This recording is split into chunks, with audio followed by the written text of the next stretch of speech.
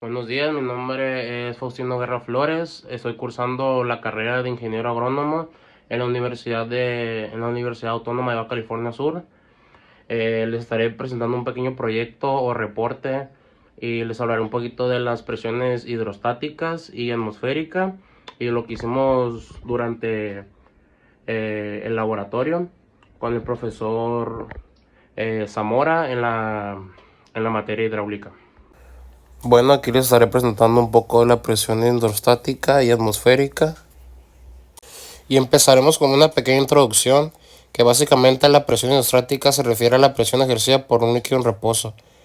Y la presión atmosférica se refiere a la presión ejercida por la atmósfera terrestre sobre la superficie de la Tierra. El objetivo de esta práctica es básicamente comprender los principios fundamentales que gobiernan los comportamientos de los fluidos y su interacción de los objetos. Estos serían los materiales que utilizaremos en esta práctica. Pasando a la metodología, con la ayuda de dos globos los inflamos intentando que estén en tamaño similar. Después los atamos con el hilo a cada punta y cada extremo que sobró lo atoramos al tarugo de 30 centímetros, quedando cada globo en cada punta. Ya hecho esto, soplaremos entre los globos y podremos percatarnos que los globos se juntan. Con una hoja agarraremos de punta a punta y la colocamos a una altura un poco abajo de nuestra boca. Después de eso veremos cómo la hoja se eleva. Y esto pasa porque al soplarle directamente por encima generas un flujo de aire rápido que crea una zona de baja presión en la superficie superior de la hoja, mientras que debajo de ella hay aire más quieto y a mayor presión.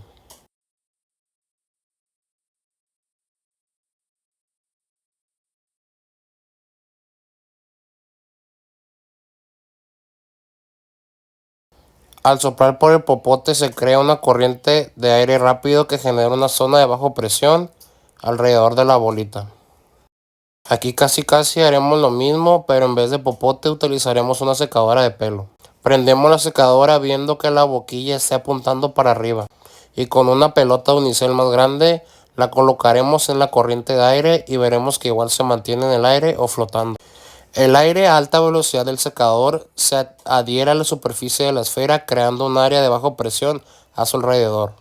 Y la presión atmosférica circulando es mayor que la del chorro en el aire, lo que genera una fuerza ascendente que la mantiene suspendida.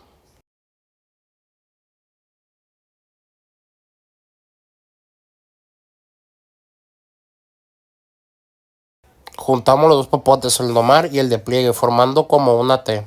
Colocaremos la punta inferior de la T en el vaso lleno de agua. Un extremo lo pondremos apuntando al otro vaso y el otro extremo popote lo pondremos en nuestra boca. Y soplaremos viendo cómo el agua pasa de vaso a vaso. Pasando a los resultados. Estos fueron los resultados que obtuvimos a lo largo de estas prácticas. En la primera práctica pudimos ver que al soplar se crea una zona donde la presión del aire es menor, así que el aire de afuera empuja los globos hacia adentro. Pudimos ver que en la segunda, al soplar entre las dos latas, también se juntan. En la tercera prueba podemos ver que el aire que expulsa la secadora, eso hace que la bolita de unicel se mantenga en el aire. En la cuarta, cuando se sopla el aire con la secadora por un tubo, las pelotas de unicel, las pelotas salen disparadas. El aire que entra al tubo a alta velocidad genera una diferencia de presión, empuja las pelotas por dentro hasta que salen por otro lado. En la quinta prueba, si tapas el popote con un dedo, el agua se queda adentro. Si lo destapas, el agua cae. Esto pasa porque al tapar el popote la presión dentro de él es menor que la presión del aire afuera, y eso mantiene el agua adentro. Cuando lo destapas, la presión se iguala y el agua baja. Pasando al sexto experimento, cuando tapas una vela encendida con un vaso sobre un plato con agua, el nivel del agua sube dentro del vaso y la vela se apaga. La vela consume el oxígeno y calienta el aire, aumentando la presión. Al apagarse, el aire se enfría y la presión baja, así que la presión del aire afuera empuja el agua hacia adentro del vaso.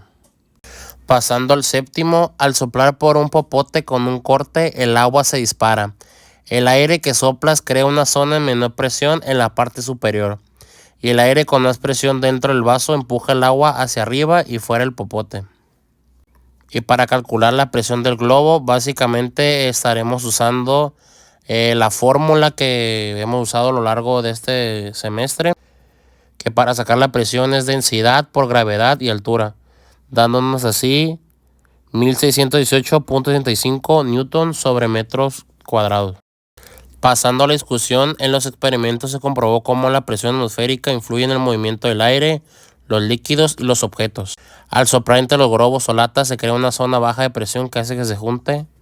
Con la secadora y las pelotas de unicel se observó el efecto de Venturi, donde el aire rápido genera bajo presión y puede mantener o mover objetos. Pasamos a, yo creo, lo más importante, que es la conclusión. A través de los experimentos se comprobó la importancia de la presión atmosférica y la presión hidrostática. En diferentes fenómenos cotidianos, la presión atmosférica actúa constantemente sobre los objetos y puede generar movimiento o mantener el equilibrio cuando cambia la velocidad o la temperatura del aire. Por su parte, la presión hidrostática se evidenció en los experimentos con agua, donde diferencia de presiones permitió que el líquido se mantuviera o se desplazara. En conjunto, ambos tipos de presión demuestran cómo el aire y el agua ejercen fuerzas que influyen directamente en el comportamiento de los cuerpos, mostrando que incluso los fenómenos más simples están rígidos por los principios físicos y fundamentales. Pasando a la bibliografía, que de esta yo saqué un poco de imágenes, palabras claves que me gustó meter en lo largo del reporte, y pues alguna que otra información que me gustó agregar. Y pues de mi parte sería todo. Muchísimas gracias por ver este video.